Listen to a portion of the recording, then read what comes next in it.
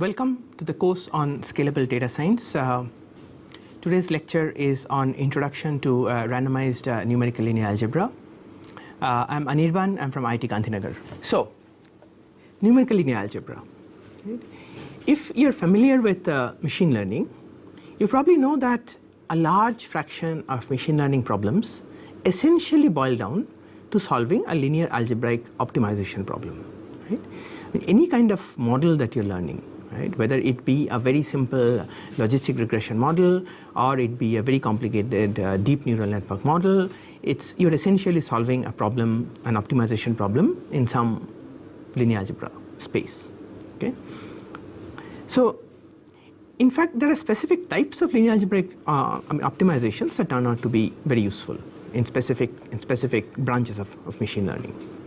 The entire branch of recommendation systems, right, is really all about matrix factorization. Right? Under certain constraints, under presuming certain priors, by sort of redefining the loss function, it's all about matrix factorization in various forms. Right? Ranking, computing page rank, is really just an eigenvector calculation. Right? You redefine the transition matrix in various forms and then you calculate the corresponding eigenvectors. And this is also true for specific kinds of, let's say, community detection or clustering. Right? These all boil down to certain types of eigenvector calculations and eigenvalue calculations. Right? And as I mentioned, basically any supervised model is doing regression with an appropriate loss. Is trying to do regression with an appropriate loss function. So, such matrices, the matrices that we sort of solve the linear algebra problems in, are typically big. Right? Because of and this is where the big of the big data really comes in. Right? If you imagine that we're solving a recommendation system at the Amazon Prime or at the Amazon Prime level or at the Netflix level, we have like millions of movies and we have millions of users. We have hundreds and thousands of movies at least and millions of users. Okay, so we have a huge matrix which is also very sparse. And furthermore, these methods are also often computationally expensive. You have seen SVD, the singular value decomposition, right? That takes time, order nd times n plus d, which is at least quadratic, right? And so, nd times nd order nd times mean of nd, right? Something like this. Which is fairly large, and it's not really realistic for any practical data set where n is of the order of hundreds and thousands and d is of the order of millions, let's say. Okay?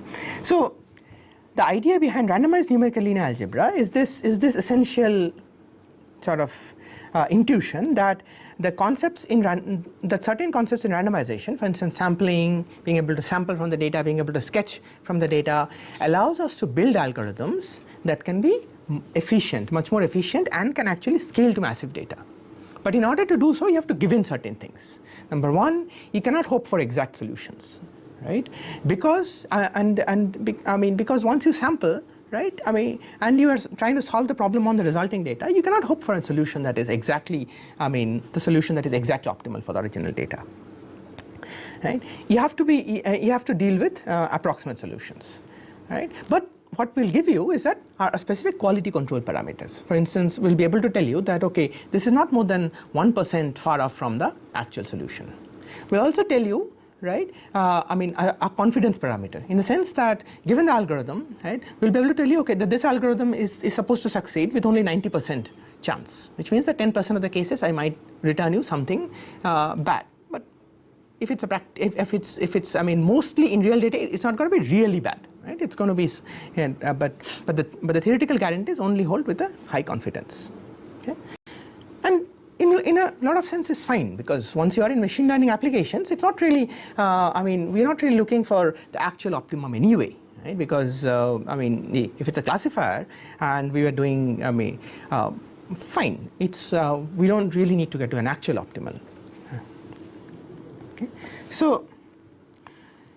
What is the basic theme in randomized numerical linear algebra?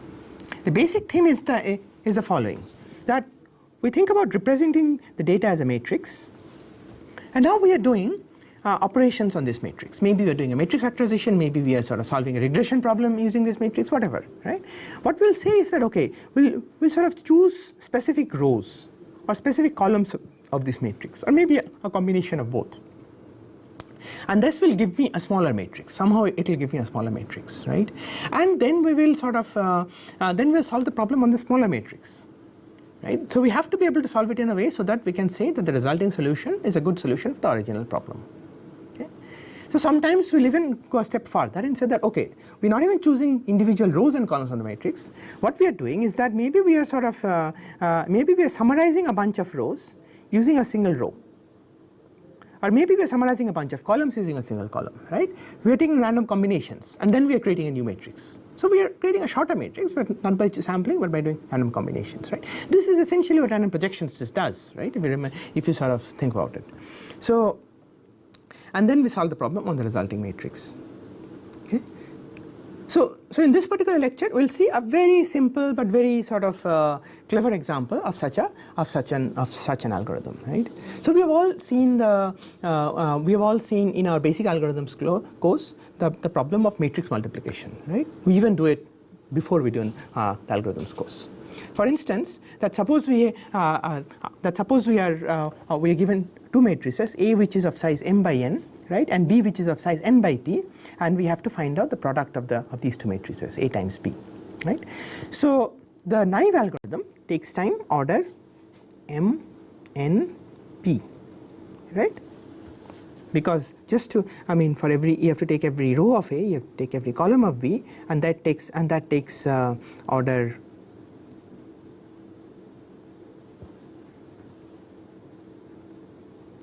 n, right? And you have to consider m times p such combinations, right? Because every row goes with every column, right? So, and there's no cheating around this, unless the matrices have specific structure, right? So here's a question: can I find, if we are not interested in the exact solution, but in an approximate solution, can I find an approximate solution faster? Okay. So for this, we have to define that what do we mean by an approximate solution, first of all. And secondly, how can we even think about doing this faster, right?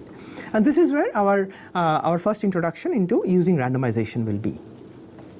Okay. So here's a slightly different way of looking at the matrix multiplication, and that will come to use, right? Remember, until now that we have been looking at matrix multiplication as sort of taking every row of A and choosing a column of B, right, and multiplying it to get an entry, right? So basically A B I J is summation over K A I K B K J, right? This is a row of A, this is the dot product of the ith row with the jth column, okay? So, but this view is not very useful for us. The view that is useful for us is a little unintuitive, but once you get used to it, it's surprisingly useful, right? What we say is that, right, that we can also view the product AB as a sum of rank 1 matrices. So what are these rank 1 matrices? So think of the columns of A, right, and think of the rows of B, right, the columns of A and the rows of B. So now if you think about it, right, I mean, A is nothing really but a collection of its columns, and B is a collection of its rows, right? So the dot product AB can also be written as you take the outer product of the first column of A, let me write that at A star 1, and the first row of B, right, as A1 star. So I'm using MATLAB type notation, right? So A star I will be the ith column, and A I star will be the ith row. This is what MATLAB uses, okay? And I find this clear enough. So I can write, I can also write AB as the product of the as a sum of rank 1 matrices. Each of them is formed by the outer product of a column of A and a row of B. Okay. So this is A star 1 with B1 star, A star 2 with B2 star, and A star 3 with B3 star. So basically as a sum of n rank 1 matrices. Each of them is an outer product of of a row and of a column of A and a row of B. Okay. So now our sampling idea comes into picture. Now what we say is that, okay, if I were calculating this exactly, I would have to calculate a sum of n terms. Okay. Suppose I'm not interested in suppose I'm interested only in approximating it, not interested in calculating it exactly. How about we do this? suppose we assign a probability to each of these terms, right? Suppose P1 is the probability of the first one, P2 is the probability of the second one, P2 is a, let's consider these weights for now. Weights are probabilities that are being assigned. P3 is the probability that is being assigned to the third one, and so on and so forth. So summation Pi equals 1. We'll see how to define these Pi's. But suppose you had these Pi's, then here is what I want to do, right? So I'm going to sample 3 times, okay? And each time I sample, I'm going to pick one of these rank 1 matrices, okay? So for each of the C samples, we pick the ith rank 1 matrix with probability Pi, right, with replacement. And then you normalize the matrix with the 1 over Pi, right? So now I have a sum of C terms.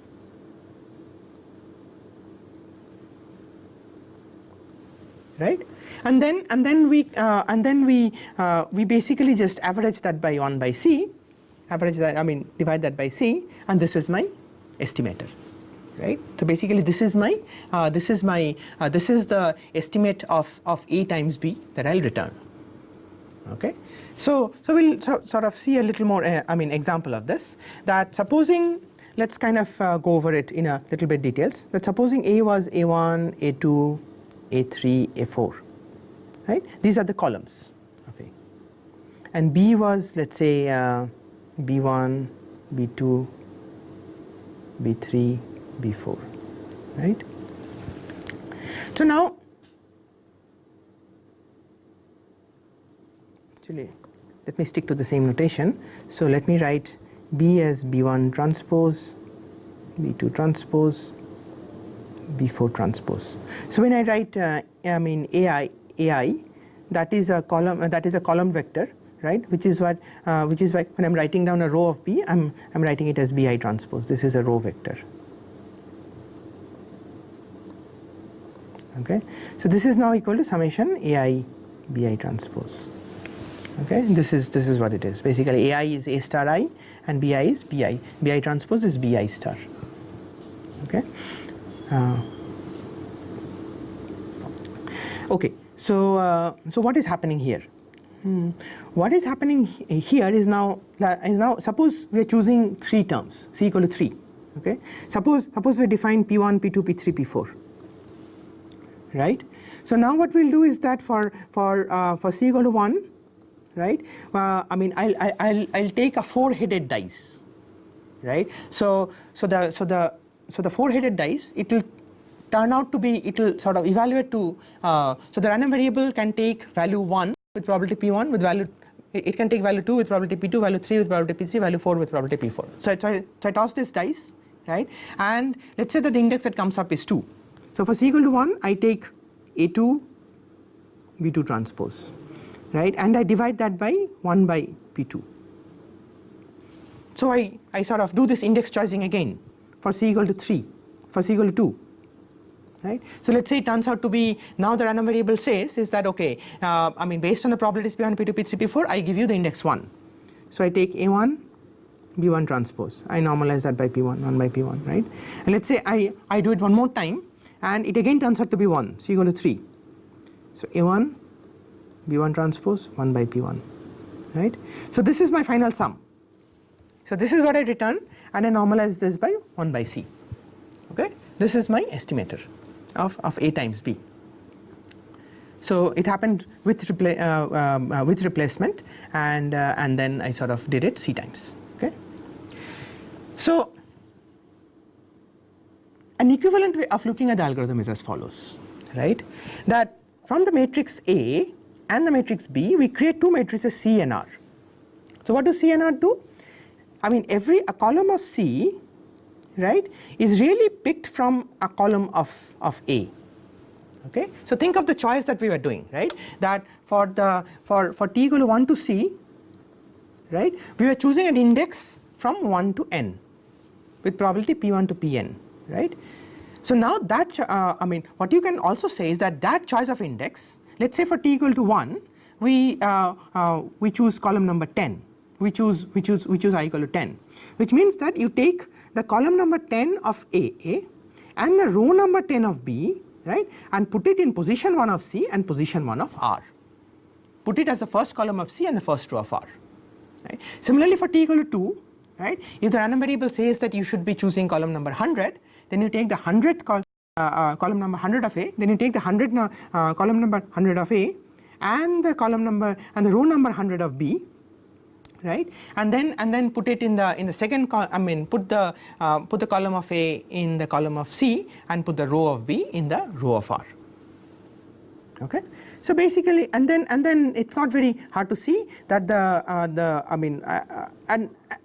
and of course do appropriate normalizations, right, and we'll see how we'll do the normalizations in a little bit more. But once you define C and R and you add in the normalization, you do the scaling correctly, right, and then you sort of do a 1 by C, right, then the product CR is what we will sort of is what we have been looking at. So the summation that we have been looking at is really nothing but this product of the two matrices C times R. Now let's go into a little bit details about how C is being normalized, R is being normalized, and so on. Right. So the choice one is so first let's sort of see is that how do we choose the probabilities, right? So here's the first obvious choice. But don't try to do anything smart, right? Make all the PIs 1 by n. So that means that at every point for every t equal to 1 to C, you choose uniformly one of the columns of A and the corresponding row of B. So remember that the choice in A and the choice in B have to be locked, right? In the sense that if you choose the ith column of A, you have to choose the ith row of B. You make these two choices together and then you put them in C and R. Okay, so we'll sort of see how to do this in little more details now. So what do we really want, right? So what we want is that the product AB should approximately equal the product CR, and we'll again define what do we mean by approximate, right? So before we even sort of go to matrices, let us imagine that we had n numbers, right? And just to keep sort of similarity with the matrix setting that we have sort of written, I call the first number to be A1. So let's say x1 equal to a1 b1, x2 equal to a2 b2, and xn equal to an bn, right? A and bn is a single number, and we want to estimate the sum of this, summation ai bi. So summation xi is equal to summation ai bi. This is what we want to estimate. Now we want to say is that suppose we want to do a uniform choice, right? That uniformly choose so choose C numbers out of 1 to n, right, and for each number choose one from one of the numbers xi, which is ai bi, and then just normalize it by n, multiply, normalize it, basically just choose summation xi and then divide by C, multiplied by n, okay, where I belongs to the sample, okay, the jth sample, let me write it this way, the jth sample is ji, for j belonging to the sample, okay. So now this is something that we have seen. So how can, does uniform choice work well here? Well, you could say that not really, right, because it could happen that one of the x's is very big, that supposing one of the x's is 1 and everything else is basically 0. So then summation ai bi is 1, right, but because we are doing uniformly a random choice, because we are not even looking at the values, we could end up choosing the 0 values over and over again, and therefore what we will get is 0, right, at the end, because all our sample is going to be 0, right, and so we can take this intuition, you can formalize it and say that choosing uniformly essentially has very high variance, because some of the AIBIs could be very large. So what is a better way of choosing it? Well, at least in this case, a better way of choosing it is according to the value, right? Because if you happen to choose the ith value with the ith, if you happen to choose I with probability that is proportional to xi, right, then we'll actually get a good estimate of the sum. Right? That is, if the probability is proportional to ai bi, then we'll get a good estimate of the sum. Now we are starting to get intuition about what we should do in the matrix case. Right? So in the matrix case, right, the right set of probabilities happen to be this, right? That you take the so A star I is really the L2 norm of the ith column of A, and bi star is the L2 norm of the ith row of P. Right. So we define Pi to be proportional to the product of the L2 norm of I of the L2 norm of A star I and the L2 norm of Bi star, right? And then this denominator is essentially just normalization, right? Because we normalize, we have to ensure that that summation Pi equal to 1. Okay, and here is what we do, right? That for t equal to 1 to c, we choose the jth column of A and the jth row of B with probability P jt. Okay, and if I happen to choose this, right, then I normalize it by this quantity. A star jt is what my is what I chose, and then I normalize it by square root c times p jt, and then I sort of so I include this normalized column in C, and then I include this normalized column in R. Right. So why did the square root come in? Because if you remember that C and R are going to be multiplied to each other, right? And therefore, and I mean, I essentially wanted to normalize the sum only by 1 over Pjt and then outside by 1 over C, right? But now, because I'm distributing the normalization and putting it some in C and some in R, right? I'm normalizing each of them by the square root of the final normalizer. Basically, it's that simple. Okay, so then, so this is what it is, right?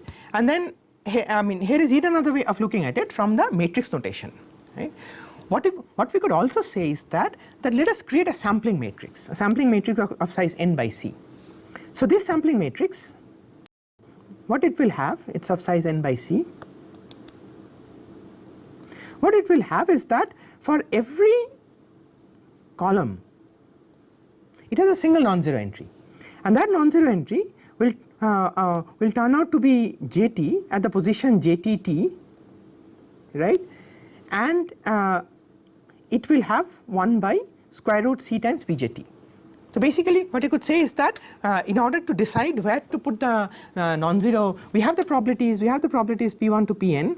In order to decide where to put the non-zero entry in the tth column, right, you toss this n-headed dice, right, so that you get I with probability pi, and if you get or rather so that you get the jt with probability pjt, and if you happen to get jt, right, then you sort of put in a normalizer of 1 over square root, put in the value 1 over square root c times pjt in the position jt comma t, right, and then put in zeros everywhere else in this particular column. Okay. So this is my matrix S. Now again, it's not very hard for you to sort of see is that the C that we defined in the algorithm before is really the matrix A times S, and the R that we defined is really the matrix S transpose times P. And therefore, what we can also look at is that we create this matrix S, and then we essentially calculate or project the two matrices A and B using this matrix S. We only have to make sure that the matrix S is really the sampling or projection matrix is the same for both A and B. Okay. So now what are some guarantees? Okay, so let us look at the ijth entry of CR, right? So the ijth entry of CR, right, is really a sum, right? So it's really a sum of C terms, right? And remember that for the tth term we had chosen the jth column of A and the jth row of B. So therefore the tth term, right, will really be Aijt times Bjtj divided by Pjt, right, and the entire thing then gets divided by 1 over C. Okay, so this is and here jt are the random variables, of course. Okay, so it's easy to see that the expectation of CRij is really ABij, right, because once we start taking the, I mean, once we because if I take the expectation of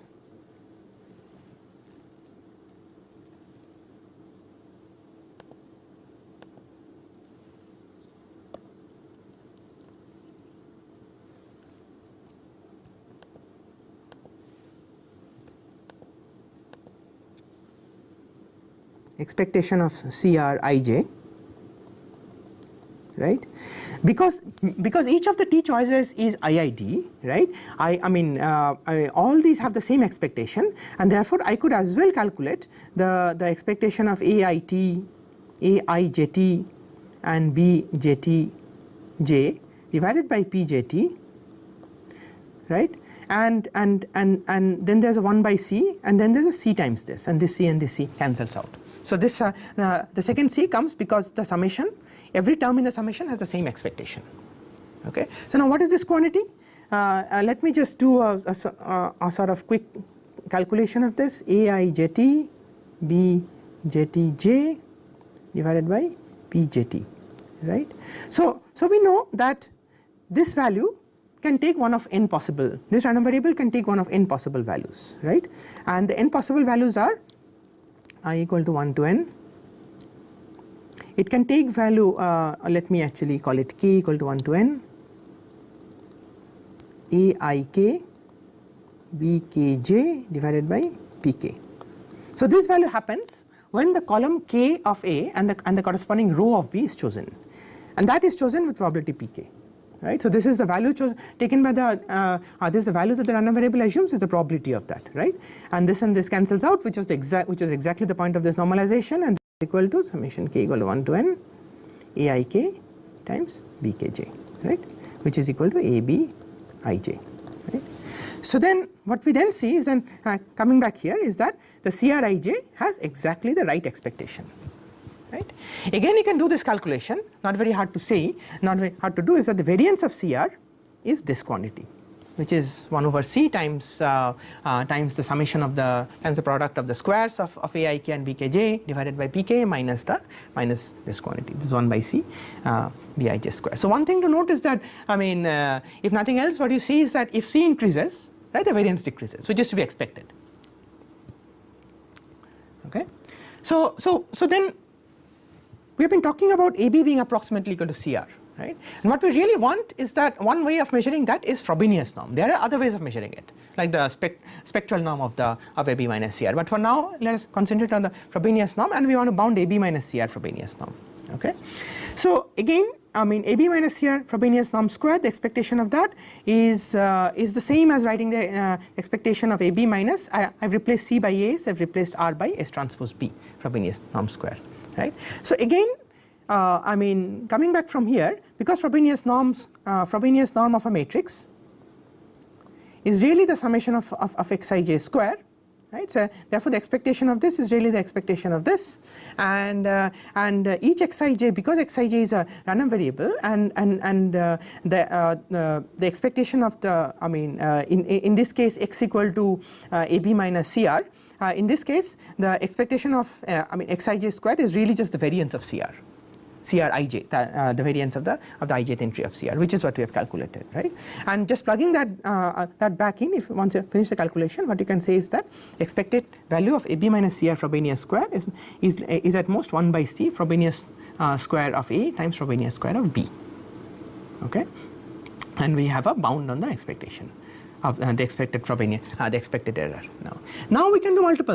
Now what we can do is that we can use the, I mean, we know that this is a non-negative random variable, therefore we can use Markov's inequality to say that, okay, the expectation is small, and if the expectation is small, the random variable is not going to be very much larger than its expectation with at least some probability, with constant probability. Let's say it's not going to cross 10 times expectation with at most one, I mean, with probability more than 1/10. Okay. We can also prove better bounds using Chernoff-style inequalities, right? In fact, what we can also say is that expected value of, we can take away the square. The square is not that important. Frobenius is less than or equal to, using Jensen's inequality, expectation of AB minus CR Frobenius square, right? This is Jensen, and then you plug in this quantity, right? The quantity that you have in here. Okay, so a special, I'll just, before ending, I'll just mention a special case that's going to be useful for us. So one special case is when B equal to A transpose. In this case, the sampling probabilities turn out to be very simple. It's just the squared norm of the ith column, right? And the denominator turns out to be just the Frobenius norm square of A, right? And the bound becomes A transpose minus CC transpose Frobenius is less than 1 by square root C Frobenius norm of A square, right? Because the Frobenius norm of A and the Frobenius norm of B are the same. Right? And in fact, it turns out that in this case, this Frobenius, instead of the Frobenius norm bound, we can actually get a spectral bound, right? Which is a better bound. Another slight variant that we'll see is that, okay, that we were talking about this this sampling matrix S, right? We were designing the sampling matrix using the we were designing this matrix S using this sampling idea. We could also design this matrix S using a sketching idea, right? In the sense that we instead of saying that S is this represents the sampling notion that every column has only one non-negative entry, we could say that S represents a JL matrix, which is data oblivious actually now. Right? And it could be the dense JL, it could be it could have N01 and so on and so on and so on. And in that case also, I mean, it's easy to get a bound on A transpose minus CC transpose Frobenius. Okay, so let's just look at the running time. Using a sampling matrix, right? Doing the sampling takes time mn plus np, right? Because we have to do a linear scan for each of the and time c actually. Well, mn plus, yeah. I mean, just to calculate the probabilities, we have to do a linear scan over the two matrices. Then we have to, choose C samples, and then so maybe that takes time nc, and plus mcp is the time for doing the smaller matrix multiplications. And you get a similar bound using the FJLT. Please think about it yourself. You should note that this is much less than the order MNP that we were saying initially, right? Which is for naive matrix multiplication. So just to summarize, what we'll see in the next couple of lectures is that, including this, is that randomization and approximation is a very powerful tool in numerical linear algebra.